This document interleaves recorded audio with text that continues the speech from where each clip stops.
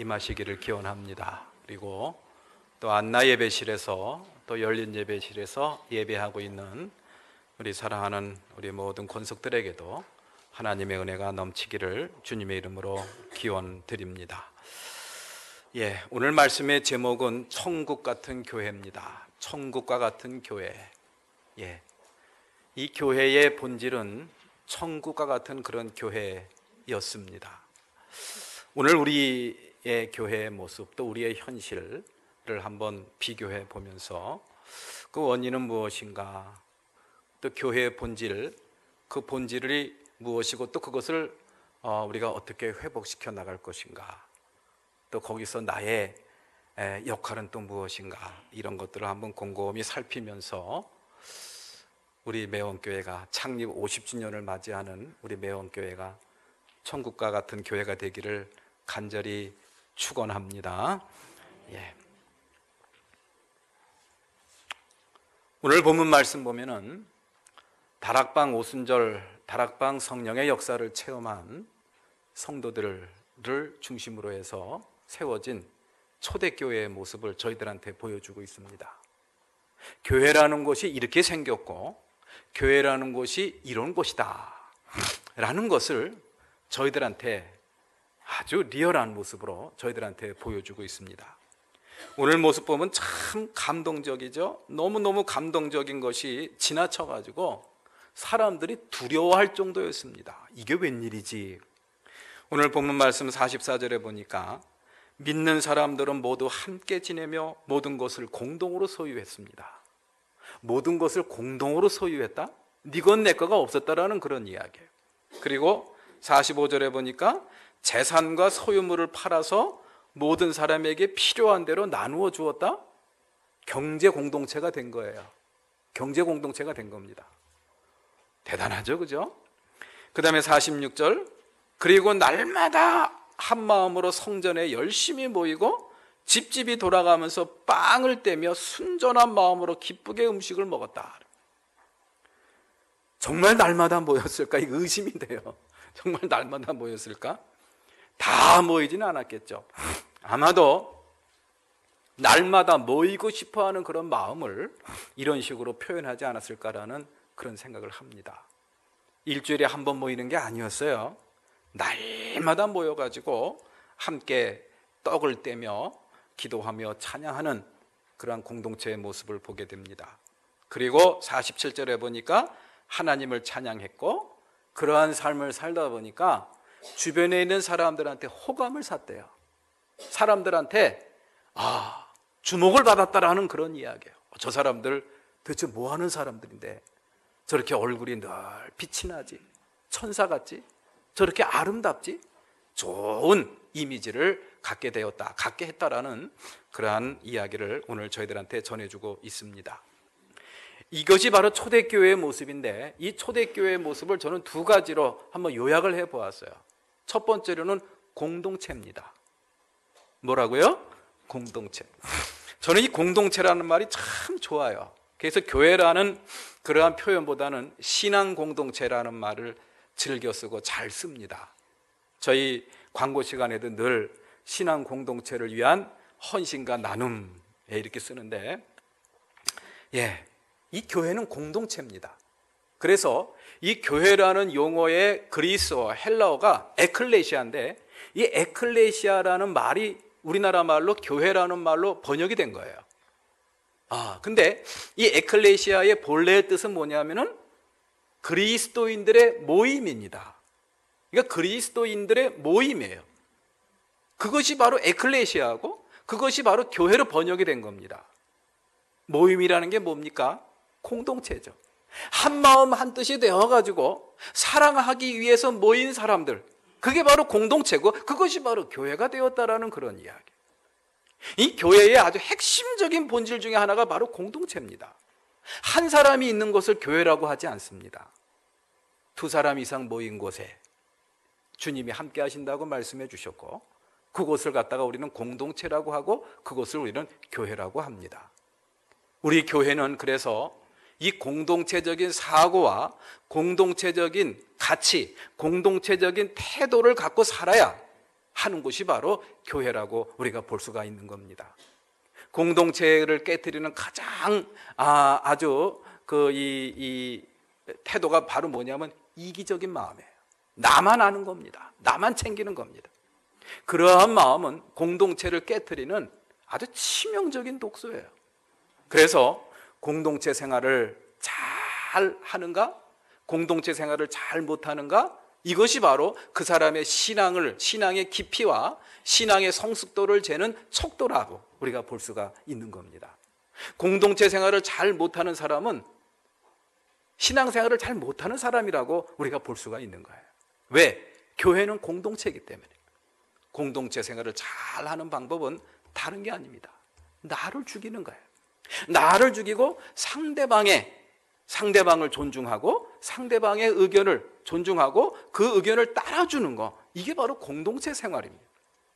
그래야만 공동체가 기쁘고 즐겁고 아름다운 그런 신앙 공동체로 잘 자리를 잡을 수가 있죠.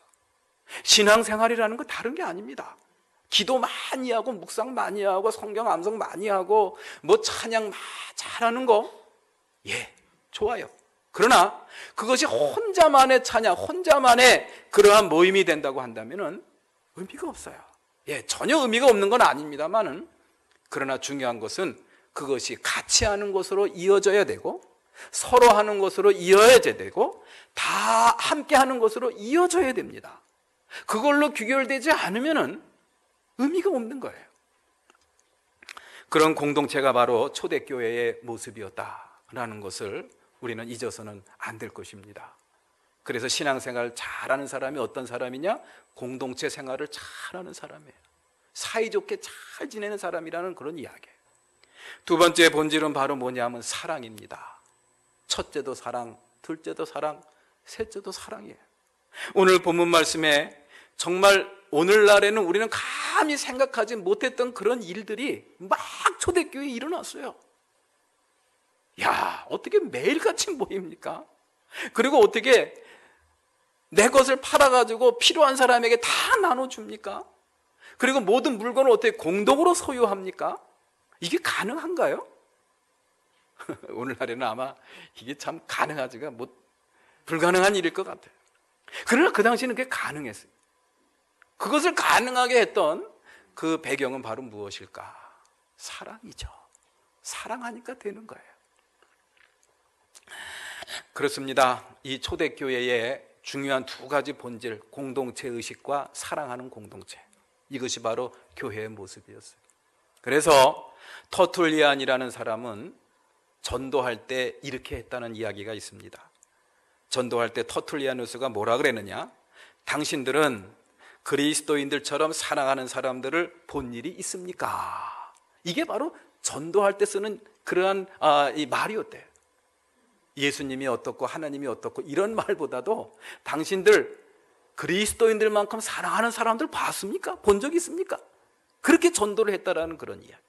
그러니까 이것을 갖다가 똑같이 우리한테 대입을 시킨다고 한다면은 여러분들 매원교회 나오세요. 왜요? 매원교회 교인들만큼 사랑하는 사람들 본 적 있어요? 이렇게 돼야 되는 거예요. 이렇게. 여러분들 자신 있습니까? 그렇게 돼야 됩니다. 매원교회 아무개 권사를 보세요. 매원교회 아무개 집사를 보세요. 저 뒷집에 사는 누구를 보세요. 그 사람 매원교회 다니는 분인데 그 사람만큼 사랑하며 사는 사람 본 적 있어요? 그러니까 나오세요. 이게 바로 초대교회의 전도 방식이었다라는 사실을 터툴리아누스를 통해서 우리는 알 수가 있습니다. 교회의 본질, 이것이 바로 교회의 본질이에요.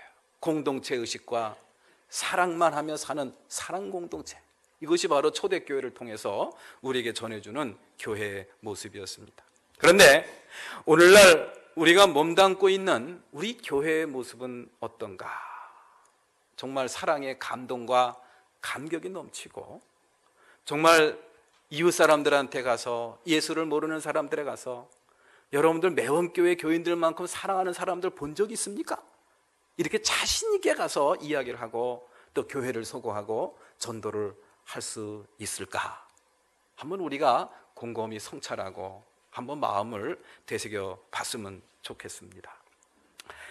제가 설교를 준비하다가 책에서 이런 글을 읽었습니다. 그것이 사실인지 지어낸 얘기인지는 제가 잘 모르겠습니다만은 그래도 우리나라에서 꽤 유명한 목사님이 기록한 책이니까 아마도 사실에 가까울 거라고 생각이 들어요. 지하철 안에서 어떤 두 분의 여성분이 막 목소리를 높여서 싸우더래요.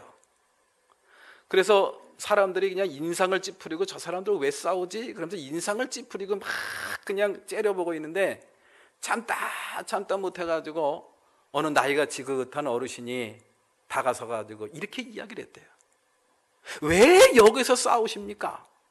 여기가 교회인 줄 아십니까? 그러는 거예요. 여기가 교회인 줄 아십니까? 왜 여기서 싸웁니까? 그 얘기를 저도 읽으면서 그냥 실소를 금치를 못했습니다만은 이게 바로 세상 사람들이 우리 교회를 보는 시각이라는 거. 물론 다 그런 건 아닙니다. 우리 교회를 바라보는 이미지라는 거, 이거 참 심각한 일이에요. 교회 다니는 사람들은 싸우는 사람이구나, 다투기를 좋아하는 사람들이구나. 아주 심각한 문제입니다.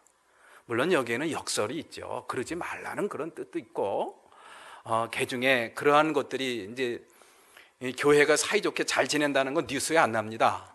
교회가 싸워야 뉴스에 나는 거예요. 그러다 보니까 교회가 싸운다는 게 이제 사람들한테 이제 이미지가 베끼는 것은 어쩔 수가 없는 현실인 것 같아요. 다 그런 건 아니죠. 사이좋게 지내는 데가 너무 많습니다. 그러나 어쨌든 초대교회만큼의 그러한 이 예배의 감격과 또 기도의 능력과 말씀에 대한 사모, 그리고 기적과 이사가 오늘날 많이 잠잠해진 것은 사실인 것 같아요.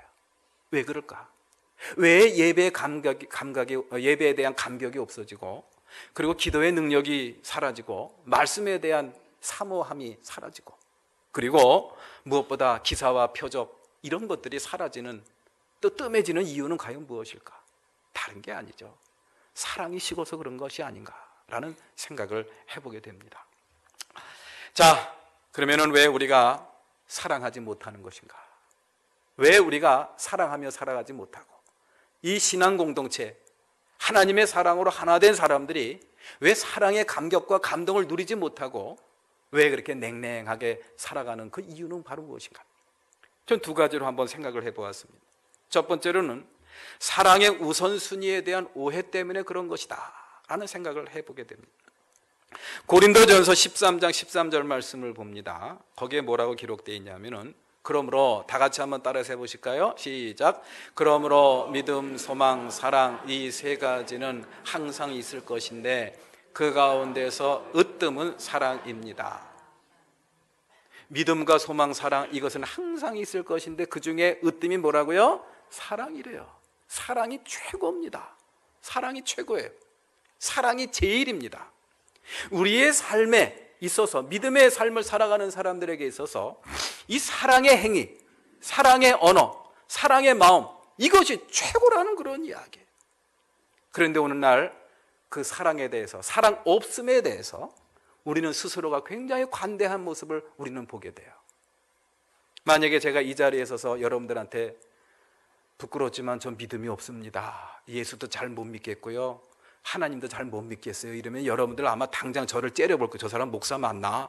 아마 이럴 거예요. 그런데 저는 믿음은 있는데요, 사랑이 없습니다. 아직도 미워하는 사람이 있고요, 용서하지 못하는 사람이 있습니다. 그러면 여러분들이 고개를 끄덕 그러면서 맞아, 우리 목사님도 사람이니까, 인간이니까 그럴 수 있을 거야. 관대하게 나를 봐줍니다. 근데 오늘 본문 말씀을 보면은 그게 아니래요. 그게 아니래요. 그게 아니래요. 그거에 대해서 아주 강력하게 저희들한테 아니라는 것을 저희들한테 가르쳐주고 있습니다. 믿음과 사랑, 사랑과 믿음은 둘이 아니라는 그런 이야기, 하나라는 그런 이야기입니다. 믿음은 있는데 사랑이 부족합니다. 이거는 말이 안 된다라는 그런 이야기예요. 정말 믿음이 있고 정말 믿는다고 한다면은 사랑이 없을 수가 없다라는 것이 성서의 가르침이에요. 그래서 우리는 스스로를 체킹해봐야 돼. 검사를 해봐야 돼. 점검을 해봐야 돼. 내 마음속에 사랑의 마음, 내 언어 속에 사랑의 언어, 사랑의 따뜻한 마음, 이런 것들이 정말 내 마음속에 자리를 잡고 있는가? 내 심중에서 사랑의 언어가 막 샘솟듯 나오고 있는가? 이거 점검을 해봐야 됩니다. 왜? 그게 바로 믿음의 증거니까. 믿음으로 여러분들 구원받았지 않습니까? 믿음으로 구원을 받았으면 믿음이 있다라는 증거인데, 믿음이 있는 사람은 사랑의 열매가 열린다니까요. 사랑의 증표가, 사랑의 증거가 여러분들 삶 속에 나타날 수밖에 없다는 것이 오늘 성경이 가르쳐주는 그런 말씀의 내용입니다. 그래서 사랑이 제일이다 라고 이야기를 저희들한테 하고 있는 것이죠.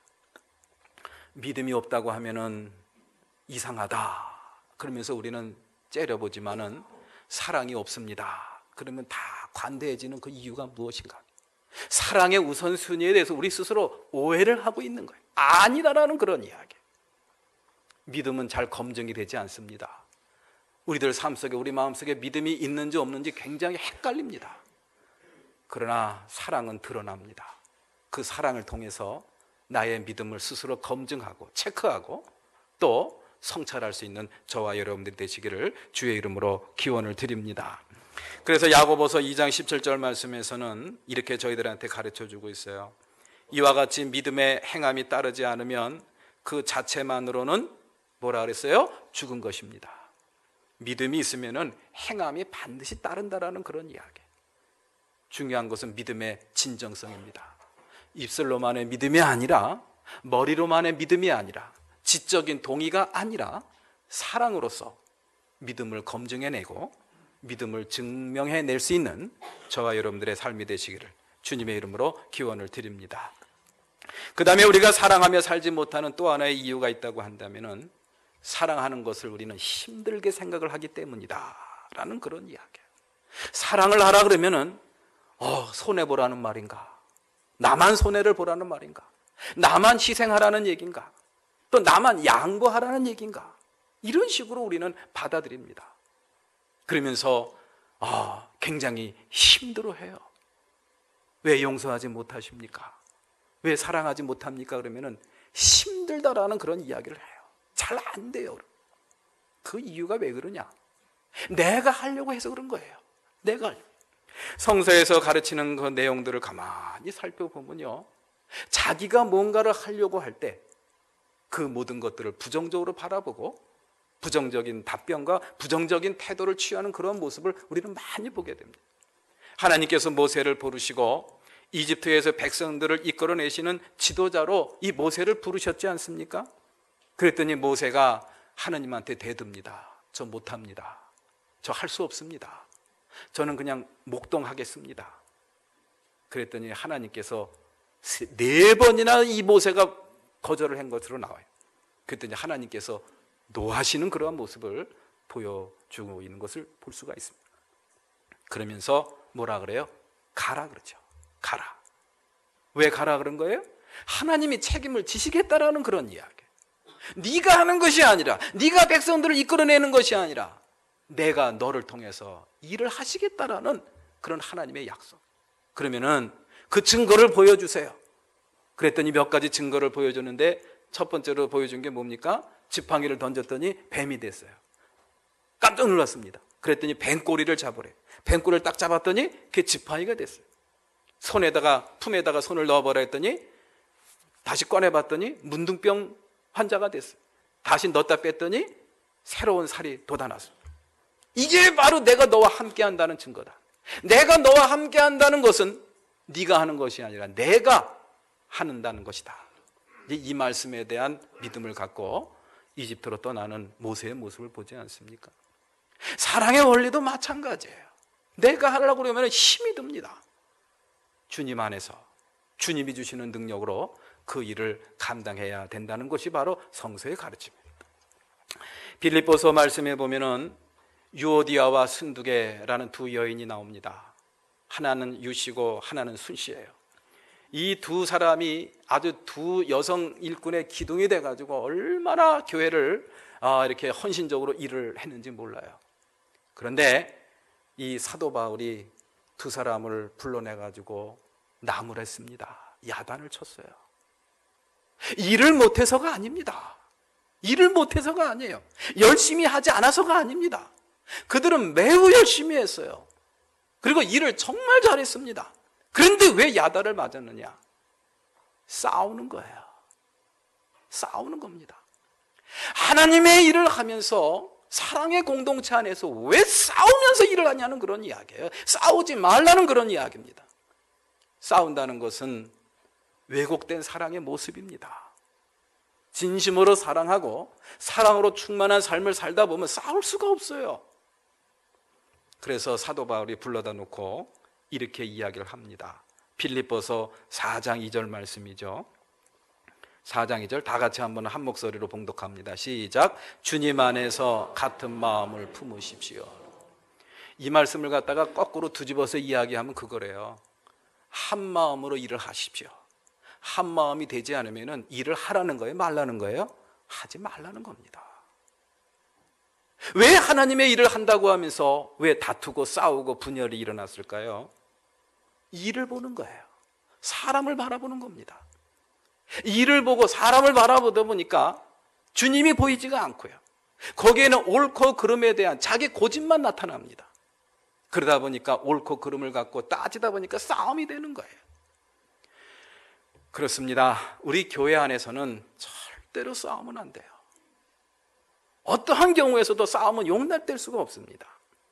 싸울 마음이 있으면 하지 마십시오. 일을 하지 마십시오. 그게 바로 하나님의 뜻이고 성서의 가르침입니다. 왜? 이 교회에서는 내가 일하는 것이 아니라 주님이 일하기 때문에 저는 그 사실을 분명히 믿습니다. 내가 안 해도 주님께서는 일을 하십니다. 이 교회의 역사가 그렇게 진행되어 왔습니다. 그렇습니다.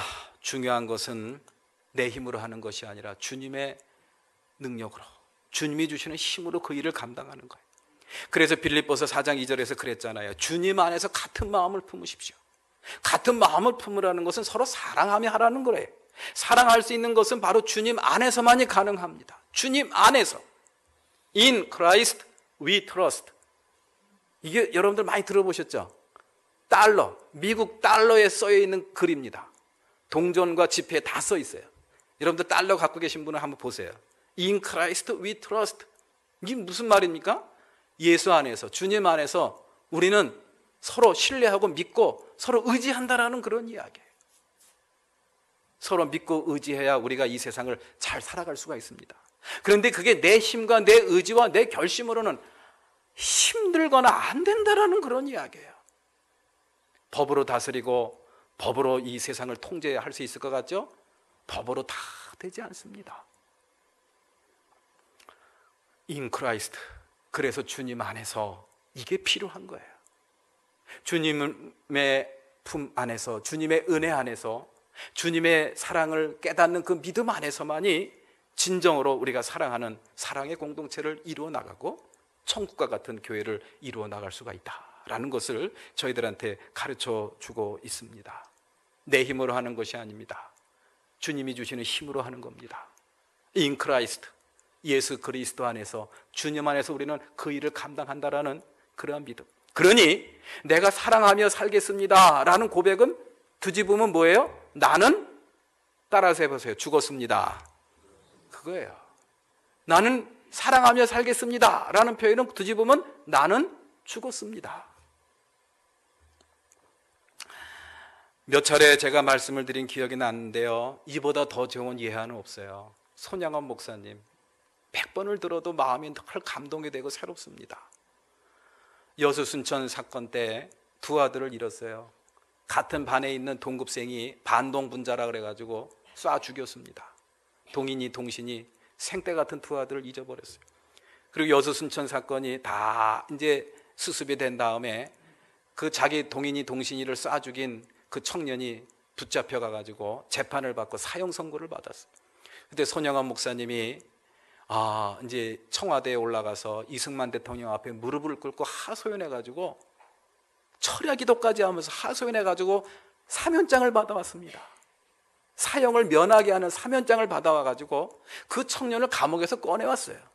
그래가지고 어떻게 자기 집으로 들여와가지고 무엇으로 삼았죠? 수양 아들로 삼습니다. 정말 이게 전설 같은 이야기죠. 그때 많은 사람들이 그 목사님한테 그렇게 물어봤대요. 당신의 그 생떼 같은 두 아들을 죽인 그 원수 같은 살인자하고 겸상을 하고 식사를 하신다며요. 예, 저는 할 수만 있으면 삼시세끼 그 아들과 함께 겸상을 하고 밥을 먹습니다. 목사님, 밥이 목구멍으로 넘어갑니까? 그때 목사님이 했던 말이 정말 가슴을 울려요. 어떻게 넘어갑니까? 그 내 생떼 같은 두 아들이 자꾸 생각이 나가지고 내 앞에 앉아있는 그 청년, 그 아들만 보면은 그 죽은 아들이 생각나가지고 어떻게 밥이 넘어갑니까? 안 넘어갑니다. 그런데 예수님을 보니까 넘어갑니다. 이게 바로 손양원 목사님의 고백이었어요. 그 수양 아들을 볼 때는 목구멍이 걸려서 밥이 안 넘어가는데 예수님을 보니까 넘어갑니다. 이게 바로 in Christ, 주님 안에서, 예수 안에서 사랑한다라는 그런 말씀의 내용입니다. 내 힘과 내 의지로 결심으로 하려고 그러면 힘이 들어요. 힘이 드니까 못하는 거예요. 예수님을 바라보십시오. 예수님의 마음으로 이 세상을 바라보고 사람을 바라보고 모든 문제를 바라보시는 우리 모든 성도가 되시기를 바랍니다. 그러면 사랑할 수 있습니다. 무엇이든지 다 용납하고 이해를 하고 용서할 수가 있어요. 그래서 요한일서 2장 27절 말씀에 이렇게 저희들한테 권하고 있습니다. 요한일서 2장 27절 다 같이 읽겠습니다. 시작. 여러분은 언제나 그리스도 안에 머물러 있으십시오. 그래요. 사도 요한, 그래서 여러분들한테 권고합니다. 여러분들은 in Christ, 그리스도 안에 늘 머물러 있어야 됩니다. 그래야 우리가 사랑하며 살 수가 있어요. 말씀을 정리하겠습니다. 우리 마태복음 기자가 이런 놀라운 말씀을 저희들한테 전해줬습니다. 구하십시오. 그러면 너희에게 주실 것입니다. 찾으십시오. 그러면 너희가 찾을 것입니다. 문을 두드리십시오. 그러면 하나님께서 열어주실 것입니다. 하나님 앞에 무엇을 구하든지 다 하나님이 이루어주신다라는 놀라운 말씀이에요. 그런데 그 말씀을 하시고 나서 주신 말씀이 무슨 말씀이냐 하면요, 마태복음 7장 12절 말씀입니다. 아주 중요한 말씀이에요. 황금률이라고도 하죠. 다 같이 읽습니다. 시작. 그러므로 너희는 무엇이든지 남에게 대접을 받고자 하는 대로 너희도 남을 대접하여라. 이것이 율법과 예언서의 본뜻이다. 구하는 대로 하나님께서 다 주시고, 찾으면 찾고, 문을 두드리면 하나님께서 다 열어주신다는 말씀을 하시면서 이 말씀을 이어서 하신 이유가 뭘까요? 이상하지 않습니까? 문맥이 잘 맞지 않는 그런 느낌이 오지 않습니까? 바로 그 뒤에 이 말씀을 하신 거예요. 이 말씀을 하신 배경이 있습니다. 이유가 있습니다. 너희들이 하나님께 기도하는 대로 다 받고 싶지? 그러면은 네 주변을 살펴봐라. 네 주변에 너에게 바라는 것을 네가 그 사람한테 다 해줬는지 한번 살펴봐라. 이 말씀이에요. 이 말씀입니다. 내 주변에 있는 사람들이 나한테 바라고 요구하고 기대하고 있는 것을 내가 앞장서서 다 감당을 해주느냐는 그런 물음에, 그런 질문입니다. 그것을 해놓고 나서 하나님한테 기도하라는 그런 이야기. 그러면 하나님께서 구하는 대로 다 채워주시고, 찾는 대로 다 찾게 하시고, 문을 두들기면 다 활짝활짝 열어주시겠다라는 그런 말씀이에요. 무엇이든지 구하는 대로 다 이루어주시겠다라는 그런 하나님의 축복의 약속의 말씀입니다. 나는 왜 기도하는데 맨날 기도 응답이 안 되죠? 이상합니다. 30년 기도했는데 안 돼요. 이런 말씀 하시지 말고요, 내 주변을 돌아보세요. 정말 내가 사랑하며 살고 있나? 정말 내 주변에 나에 대한 기대와 나에 대한 그러한 바램을 내가 그 사람에게 다가가서 먼저 손을 내밀고 먼저 그 사람을 섬기고 그 사람에게 나누어주는, 사랑을 베푸는 그런 삶을 살았는지 한번 살펴보자는 그런 이야기예요. 내 주변은 확 담을 쌓아놓고 하나님에게만 주여 주시옵소서, 이건 아니라는 그런 이야기예요. 사랑은 손해보라는 말이 아닙니다. 사랑은 일방적으로 양보하고 희생하라는 말이 아니에요. 내가 희생하고 양보하고 손해보는 마음으로 사랑하십시오. 그러면 하나님께서 채워주시겠다라는 약속의 말씀, 축복의 말씀인 줄로 믿으시기를 바랍니다. 그러니까 사랑하며 살라는 것은 하나님께서 축복의 삶을 살라는 하나님의 약속이에요. 축복의 말씀입니다. 사랑만 하기에는 너무 많은 어려움들이 있죠. 그러나 여러분들 한번 이거 생각해 보세요. 우리 인생이 뭐 길면 얼마나 길겠습니까? 사랑만 하며 살기에도 너무나 짧은 인생 아닙니까? 저는 그렇게 생각합니다. 사랑만 하며 살기에도 너무 짧은 인생이에요. 사랑만 하며 살기에도 너무 짧은 인생을 다른 것으로 허비해서야 되겠습니까? 사랑만 하며 사시는 우리 모두가 되었으면 좋겠습니다. 특별히 우리 믿음 공동체, 사랑의 공동체 안에서 사랑만 하며 살자고요. 그래서 하나님이 우리가 감당하기 힘들 만큼 채워주시는 놀라운 은총과 축복을 누리시고 경험하시는 우리 여러분들 되시기를 기원합니다. 그래서 천국과 같은 교회를 만들어갈 수 있기를 주님의 이름으로 축복합니다.